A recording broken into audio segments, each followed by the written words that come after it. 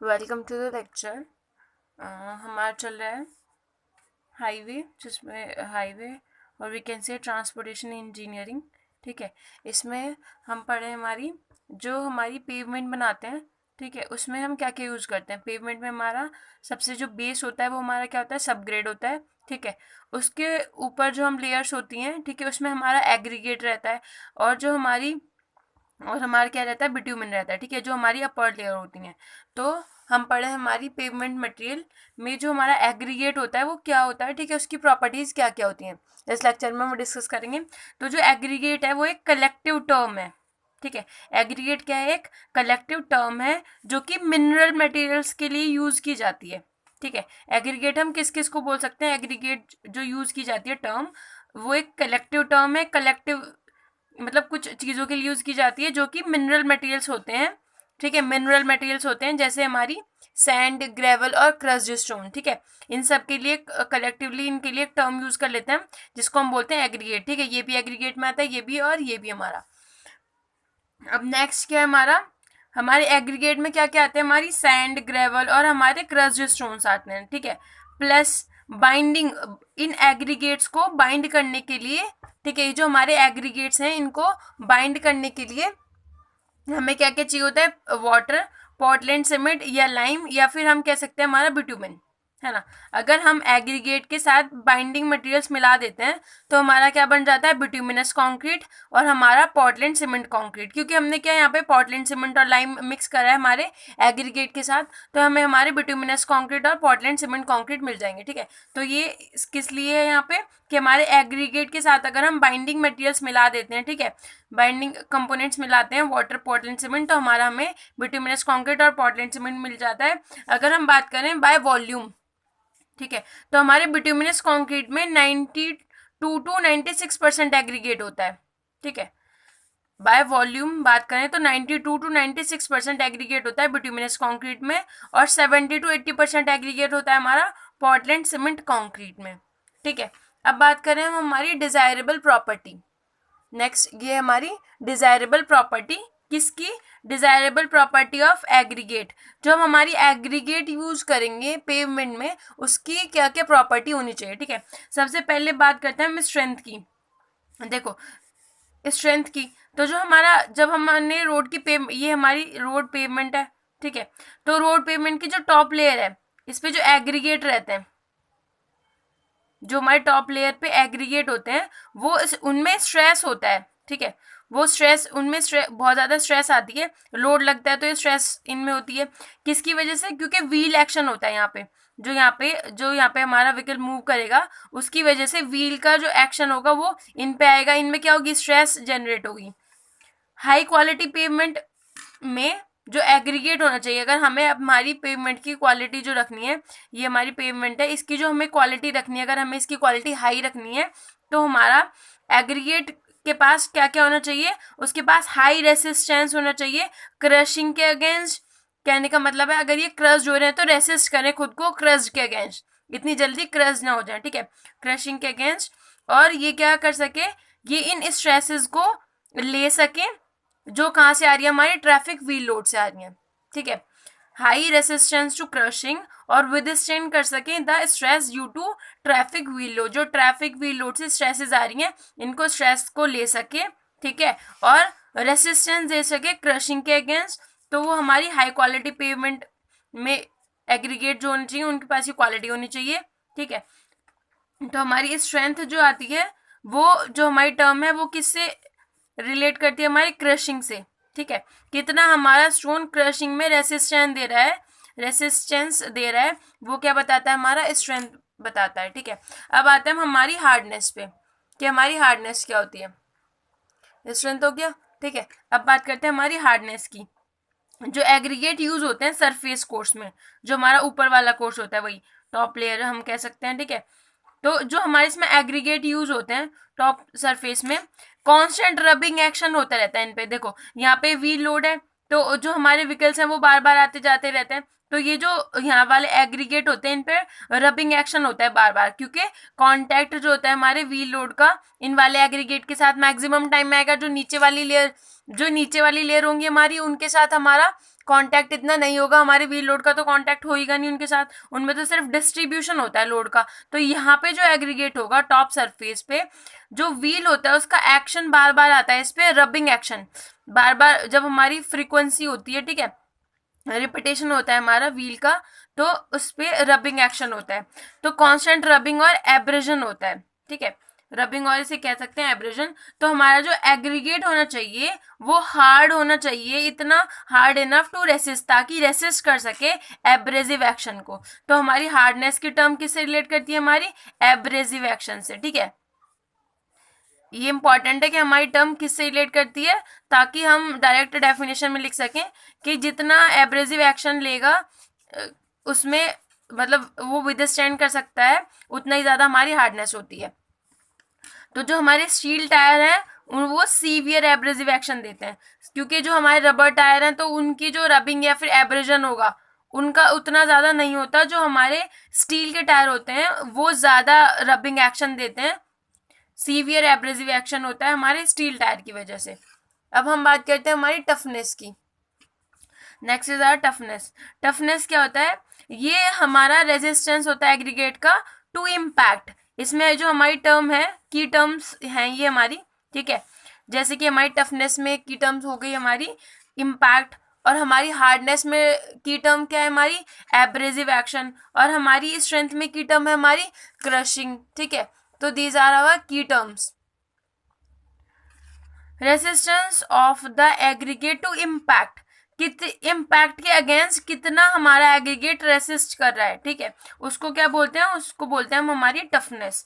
Aggregate should be able होना चाहिए, resist कर लेना चाहिए, वो इस योग्य होना चाहिए कि वो रेसिस्ट कर सके effect cause by the jumping of steel tyre wheel. जो हमारे अगर हमारे स्टील टायर व्हील हैं, ठीक है, या भी हमारे जो रबर टायर व्हील होते हैं, हार्ड रबर टायर व्हील, उनके जंपिंग की वजह से जब जंप होता है, ठीक है, ब्रेक वगैरह लगते हैं, जब जंप वगैरह होता है हमारा, ठीक है, तो इसकी वजह से जो हमारा इम्पैक्ट आता है एग्रीगेट पे, ठीक है, इसकी वजह से लोड आएगा तो इसका जो इम्पैक्ट आता है एग्रीगेट पे वो उसको रेसिस्ट कर सके, तो उसको बोलते हैं हमारी कितना टफ एग्रीगेट है, ठीक है, टफनेस बोलते हैं उसको।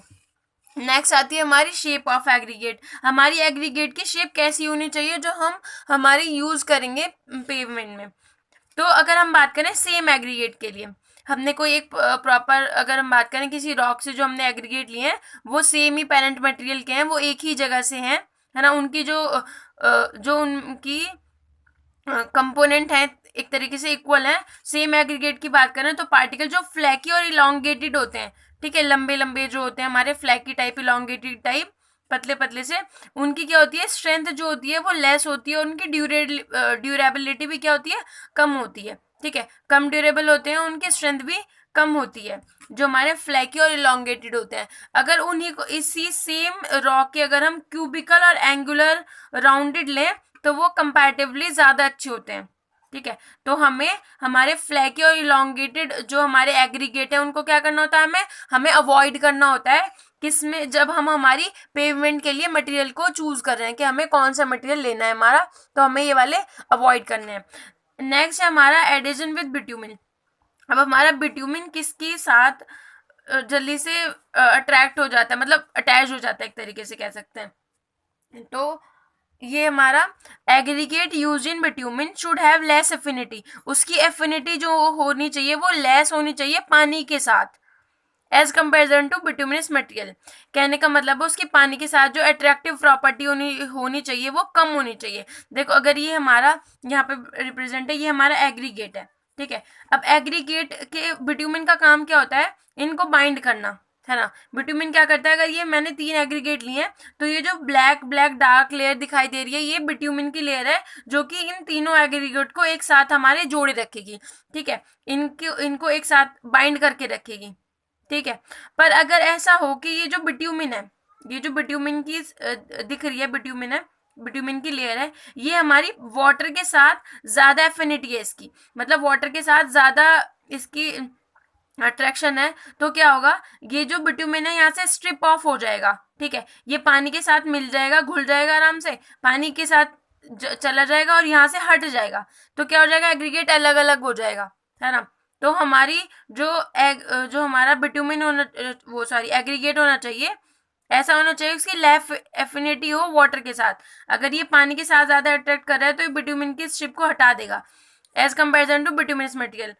वरना क्या हो जाएगा, स्ट्रिपिंग ऑफ हो जाता है इन प्रेजेंस ऑफ वाटर। अगर पानी है और एग्रीगेट इसके पानी के साथ ज्यादा अटैच्ड है, ठीक है, ये बिट्यूमिन ज्यादा अटैच्ड है पानी के साथ, तो क्या होगा, ये अलग अलग हो जाएंगे। तो एग्रीगेट ऐसा होना चाहिए ताकि उसकी एफिनिटी बिट्यूमिन के साथ ज्यादा हो, पानी के साथ नहीं हो ज्यादा, ठीक है।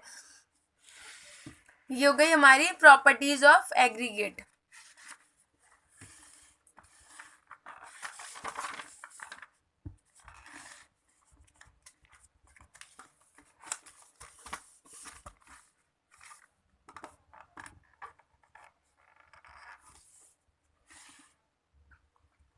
एक प्रॉपर्टी है हमारी ड्यूरेबिलिटी, मतलब उसकी जो ड्यूरेशन होनी चाहिए वो ज्यादा होनी चाहिए, एक तरीके से कह सकते हैं। Property of aggregate to withstand adverse action of weather.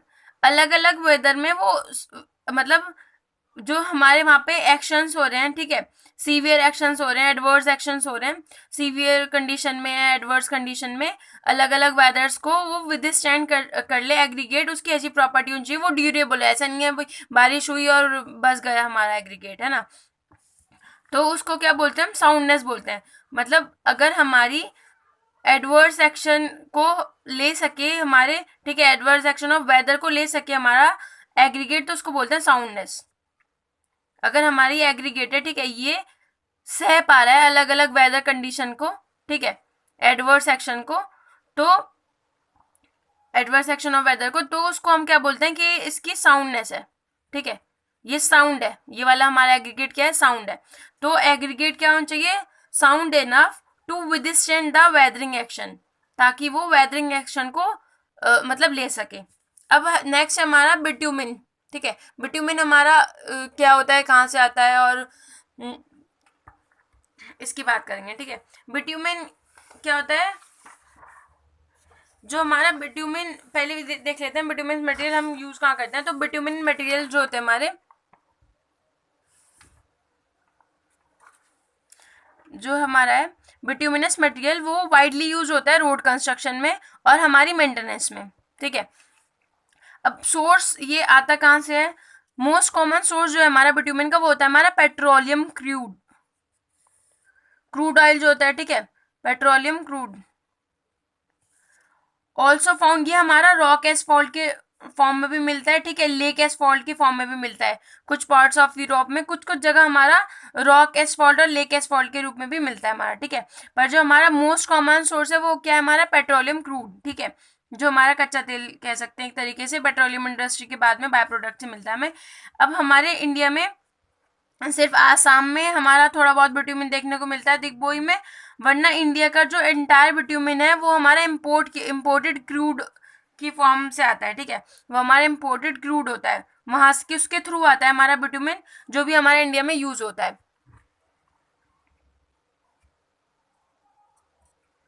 अब हम बात करते हैं हमारी क्या क्या डिजायरेबल प्रॉपर्टीज होनी चाहिए हमारे बिट्यूमिन में, ठीक है। इसकी गुड एफिनिटी टू एग्रीगेट होनी चाहिए, ठीक है, इसकी एग्रीगेट के साथ एफिनिटी अच्छी होनी चाहिए वाटर की कंपैरिजन में। वही वाली बात है जो लास्ट में थी, जैसे ये हमारा एग्रीगेट है, ठीक है, इसके बाद में एग्रीगेट के बाद में ये जो है, ये क्या है, ये हमारा है बिट्यूमिन। तो बिट्यूमिन क्या करता है, एग्रीगेट को बाइंड करता है, ठीक है, इसकी जो प्रॉपर्टी होती है वो बाइंडिंग की प्रॉपर्टी होती है, ये इनको एक साथ बाइंड करने की प्रॉपर्टी रखता है ना, ताकि ये एक साथ ही रहें, अलग अलग नहीं भाग जाए।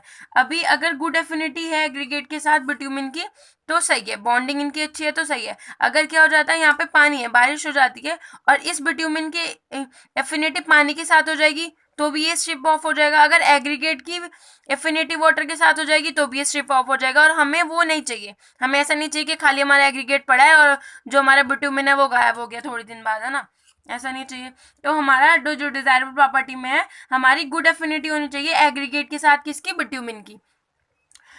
इतना फ्लूइड इनफ होना चाहिए ताकि ऑल एग्रीगेट के पार्टिकल्स को क्या कर सके, कोट कर सके। इसको कोटिंग ही बोलते हैं ना, कोटिंग ही हो रही है, इनके ऊपर जो है वो एक तरीके से लेयर ऑफ विटामिन चढ़ जाती है हमारी, इनको एक साथ हमारा क्या करने के लिए, बाइंड करने के लिए। तो इतना फ्लूइड इनफ होना चाहिए ताकि वो कोट कर ले ऑल पार्टिकल ऑफ एग्रीगेट को। ऐसा नहीं है अगर बिट्यूमेन डाला तो खाली जो ऊपर ऊपर वाले पार्ट थे वो एक दूसरे से अटैच हो गए और नीचे वाले हैं खत्म है, थोड़े दिन बाद ये ऊपर वाले भी स्ट्रिप ऑफ हो गए और बस खाली हमारी जो रोड है वो उस पर सिर्फ एग्रीगेट ही नजर आ रहे हैं। कई जगह देखा होगा कि खाली एग्रीगेट एग्रीगेट ऐसे थोड़े थोड़े दिखाई देते हैं ना। अब नेक्स्ट हमारा क्या है, when the binder cools down, जब ये बाइंडर मतलब ये हमारा बिटुमिन जो है वो ठंडा हो जाए टू एटमॉस्फेरिक टेम्परेचर में, ये हार्ड हो जाना चाहिए, ठीक है, ताकि एग्रीगेट को एक साथ होल्ड कर ले।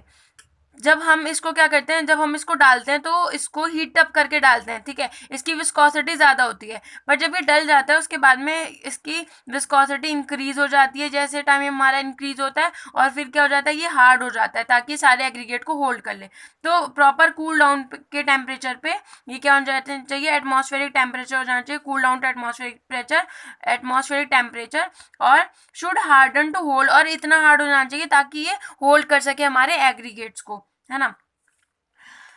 ड्यूरेबल होना चाहिए, ठीक है, इसकी प्रॉपर्टीज जो है वो बहुत जल्दी, ऐसा नहीं है बहुत जल्दी खराब हो जानी, ऐसा नहीं होना चाहिए कि बहुत जल्दी खराब हो गई हैं, ठीक है।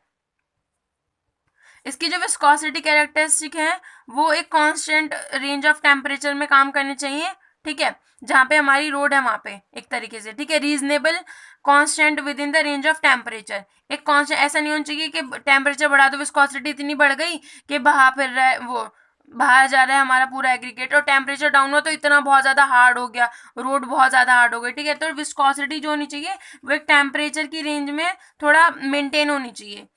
अब हम बात करते हैं हमारी फिजिकल प्रॉपर्टीज क्या क्या होती हैं बिट्यूमिन की। तो विस्कस लिक्विड है ये एक, ठीक है, जो कि ब्लैक और ब्राउन कलर में होता है। इसकी जो इसमें जो कंसिस्ट होता है, ठीक है, प्रिडोमिनेटली इसमें क्या होता है, हाइड्रोकार्बन्स होते हैं इसमें हमारे, ठीक है, प्रिडोमिनेटली इसमें क्या होते हैं हमारे हाइड्रोकार्बन्स होते हैं, क्योंकि ये कहाँ से आता है हमारा, ड्राइव फ्रॉम जो हमारे पेट्रोलियम क्रूड होता है। सॉल्युबल हो जाना चाहिए हमारे कार्बन डाइसल्फाइड में, इंपॉर्टेंट है। सॉल्युबल किस में होता है हमारा बिट्यूमेन, कार्बन डाइसल्फाइड में। ये गेट में या फिर किसी कंपटीशन एग्जाम में 2-3 मार्क्स में, सॉरी 2-3 में तो नहीं, खैर 1 नंबर में पूछा जा सकता है ना कि हमारा जो बिट्यूमेन होता है वो किस में सॉल्युबल होता है, वाटर, कार्बन डाइसल्फेट और ग्लाइकॉल, केरोसिन, ऐसे करके कुछ भी बोल देगा, ठीक है। तो सॉल्युबल होना चाहिए कार्बन डाइसल्फाइड में, और ये हमारा इनसॉल्युबल होता है वाटर में, और इनसॉल्युबल ही होना चाहिए, इसकी प्रॉपर्टी ऐसी होनी चाहिए, ठीक है। स्पेसिफिक ग्रेविटी अराउंड 1, और ये क्या है, इट इज अ थर्मोप्लास्टिक, ठीक है। अभी थर्मोप्लास्टिक क्या होता है ये इंपॉर्टेंट है।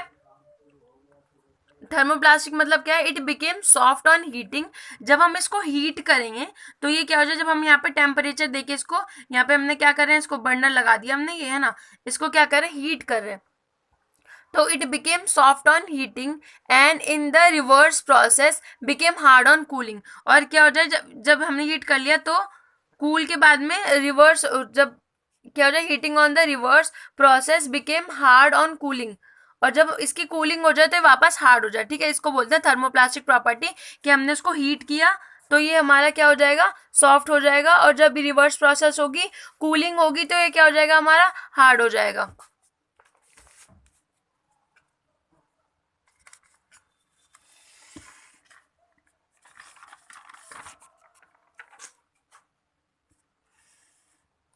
अब बात करते हैं हमारे बिट्यूमिन की, ठीक है। बिट्यूमिन के जो कॉमन ग्रेड्स होते हैं वो क्लासिफाइड होते हैं कंसिस्टेंसी के बेस पे, कि उसकी कितनी कंसिस्टेंसी है, ठीक है। जो कॉमन ग्रेड होते हैं बिट्यूमिन के, मतलब इसको रिप्रेजेंट कैसे करते हैं, एक तरीके से रिप्रेजेंटेशन कैसे होता है हमारे बिट्यूमिन के ग्रेड्स का। तो बिट्यूमिन जब देखने को मिलेगा तो बात ऐसी होगी कि कौन सा बिट्यूमिन यूज किया है भाई, 30/40 का, या 60/70, या 80/100, है ना, ऐसे मिलेगा। कि हमने कोई पूछोगे किसी से कि हम इस रोड पे कौन से टाइप का बिट्यूमेन यूज है, तो वो ऐसे भी रिप्रेजेंटेशन होती है उसकी ग्रेड कि 80-100, है ना, या 60-70 का। तो ये क्या रिप्रेजेंट करता है, 80/40 या फिर 60/70, 80/100। जो 30/40 होता है उसका मतलब होता है 3 to 4 mm पेनिट्रेशन हुआ है, ठीक है, पेनिट्रेशन वैल्यू है। पेनिट्रेशन टेस्ट जो हमने किया तो उसमें जो वैल्यू आई पेनिट्रेशन की वो 3 to 4 आई, ठीक है।